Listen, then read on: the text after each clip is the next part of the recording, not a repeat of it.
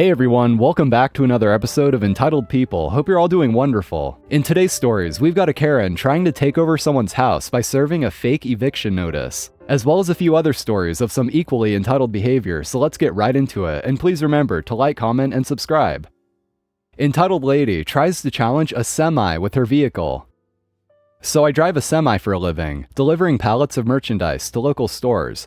Local roads aren't easy to maneuver with 18-wheelers, so oftentimes I took up a lot of space whenever I tried to make a turn. Most drivers are nice and understanding though. They usually move out of the way, back up to give me some room without hesitation, or some even drove out of their corner street parking spot and parked in another spot, just so I can use their space to make a tight turn. Lots of nice drivers. However, today I met the rare unsung hero that made this story possible. This morning, I was driving on a single-lane, two-way road, and I need to make a right turn at the end of the street so I can make it to my first delivery, which is a couple yards away from the T-junction. The T-junction has a stop sign only for my lane, so it's quite a dangerous turn since the incoming traffic doesn't need to stop. The street I'm turning into is a double-lane, two-way road, but there's construction at the corner of the road occupying the right lane. That means I have to swing wide, taking up the left lane of the other way so I don't cause an accident on the construction zone.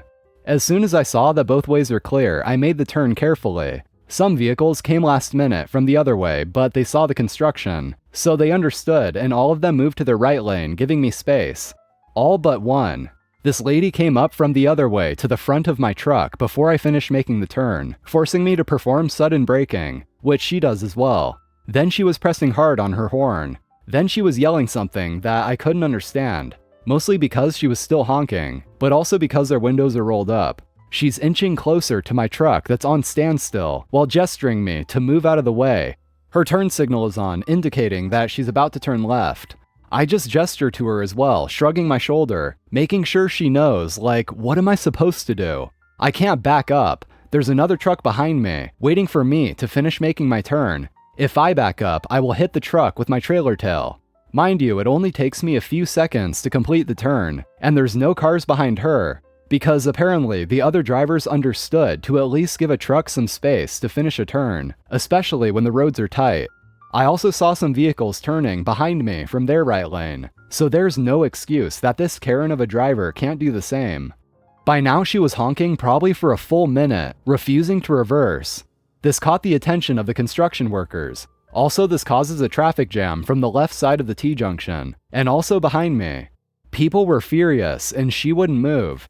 One of the construction workers told the lady to just move back and give me some room to finish my turn, but she wouldn't budge. She just yelled something at him while still pressing on her horn. After a while, I had enough of her, released my brakes, and started to inch closer towards her. I had no intention to cause any damage, just hoping she would get scared by my threat and move back. What do you know, it worked. Her eyes widened, she panicked for a bit, switched her gear shift to reverse, and started moving backwards.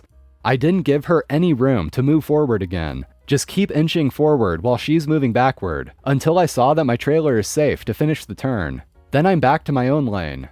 Karen gave me a death glare, but I did the same to her. I also stick out my tongue to her, because why not? Then the most hilarious thing happens. From my side mirror, I saw the construction workers clapping and cheering for me. The truck behind me also made their turn, giving Karen no space to move forward again. Then the vehicles on the left side of the T-junction just kept going, not letting Karen make her turn. It was glorious. I made it to my delivery about 5 minutes late, but it was totally worth it. If someone's dumb enough to play chicken with the semi, I really wonder how they made it this far in life. I'd imagine to some extent this is probably a pretty common thing for semi-drivers to deal with. I'm sure most of us know that semi-trucks have to make wide turns like this. There's plenty of pictures out there that show you exactly what happens when they don't. And as long as we share the road with them, there's no getting around that. We just gotta let them do their thing and give them space. If this Karen keeps this up, eventually she'll encounter a semi-driver that's not as patient as OP. Join the club, Karen. I was in line at the checkout at the local grocery store this morning. There was a woman checking out, a woman behind her, me, then a man behind me. The woman checking out was giving the cashier a hard time about her coupons, being so nasty. The man behind me says, "Wow, she is such a Karen." The woman in front of me says, "Do you have to call her a Karen? My name is Karen, and it's such an insult." The man replied, "Join the club, lady." And the woman says, "Why? Your name isn't Karen?" And the man responds with, "No, my name is Dick." The silence was wonderful. You know, I just gotta say, huge shout out to the people that are actually named Karen but are genuinely nice people. The ones that are aware of the Karen meme but are actually good sports about it. There's a big difference between being named Karen and being a Karen, if you know what I mean. There's plenty of people out there that are named Karen but aren't Karen in behavior. So if any of you out there listening are actually named Karen, huge props to you for being cool about it. My mother thinks she's entitled to one of my properties. I haven't seen my mother since I was 16 and we were in court. So 19 years I haven't had any contact with the mother.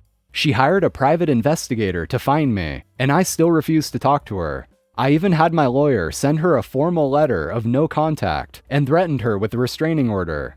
She sent this email to me through my work email. I'll shorten it, but basically it said, "To OP, this is your mother.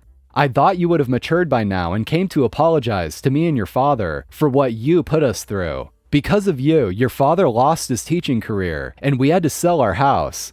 However, it has come to my knowledge that you own some properties in my area, so it's only right if you give us one of them as an apology. Insert one of my most expensive properties. Would be a good fit for us. As soon as you hand over the keys to the property, we can finally be able to start to heal and get past this misunderstanding that you blow out of proportion. I hope you come to the right decision. Insert her name." I just can't stop laughing at this. Like, no, I'm not giving you anything. This is just another bit of evidence to help me get a restraining order against you. But we're not done yet. We have 2 follow-up posts about this. Guess who's on Reddit and just so happened to see my post? I got another email from her demanding an apology for making her look bad on social media. She now has given us a deadline to hand over the keys to my house. I forgot to tell you all that the most expensive property I own is my family's home, the one that my husband and stepkids live in. But my mother's willing to compromise and take the apartment that I bought from my auntie. Oh, and I'm supposed to let my younger sister, who I've never met, use my 2-bedroom apartment for free. I mean, after reading my post and seeing over 600 comments about how crazy and entitled she is, she still thinks she is in the right. Emailing me on my work email and leaving fake reviews online. She left too, with her actual name, has given me more evidence for the restraining order. So I guess I should thank her for making it so easy for me. And on to the final update. She was arrested. I have 3 properties. 1, the first property I ever bought and now rent out. 2, the big house near water, aka my forever home. 3, the apartment I bought for my auntie and mom after my uncle and dad died. Properties 2 and 3 were not my biggest worries, because my mother would only be annoying family. But property 1 is rented out to a lovely couple, and they don't deserve to be dragged into it. Can you guess which one she showed up to? She showed up and tried to evict my great tenants with a fake eviction notice. She told the girls that she was my mother and that I gave her authority to evict. However, I already gave the girls a warning about my mother, and if she tried anything to first call the police and then me. They did exactly as I said. When I get there, my mother was trying to convince the police that I gave authorization to evict them, and I was lying to them to get her in trouble because of an argument we had. But for someone who allegedly hired a PI to find me, she put down the wrong name on those forms. She didn't know that I took my husband's last name. So she was arrested, and I have a temporary restraining order on her, and she is not to come near me nor any of my properties.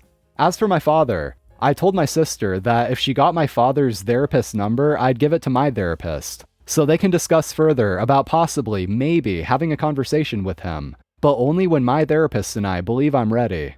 I thought my father would fight me and demand that I see him, but he didn't. He agreed to everything and told my sister that he'd understand if I never felt ready to see him. Okay, for starters, that first email she sent OP is just so unbelievably toxic and manipulative. After 19 years of having no contact with her own daughter, she starts off by calling her immature and blaming her for what she's going through, and tries to leverage that guilt that she's putting on her to try to get her to give her a house. It's pretty obvious right off the bat that she's not reaching out to try to mend the relationship with her daughter. But for her to go as far as to try to forge an eviction notice, that is just something else. But OP definitely said it well when she said, "I guess I should thank her for making it so easy for me." Because before, if there was any doubt that associating yourself with her was going to be trouble, at least now you know for sure. That way you don't have to waste any time on her in the first place. So it is kind of a silver lining that she showed her craziness earlier than later. And I actually just realized after recording this that OP is actually a man. I just assumed it was a woman since OP mentioned his husband, but you can see here his username is actually Aging Gay Man. So my bad, I guess. Not really important, just thought I'd point it out. Well, that's going to be it for today, guys. Thank you so much for watching, as always. If you enjoyed this episode, drop a like, it really does help me out. And subscribe to the channel if you haven't yet for more content like this. Stay awesome, everyone, and I'll see you next time.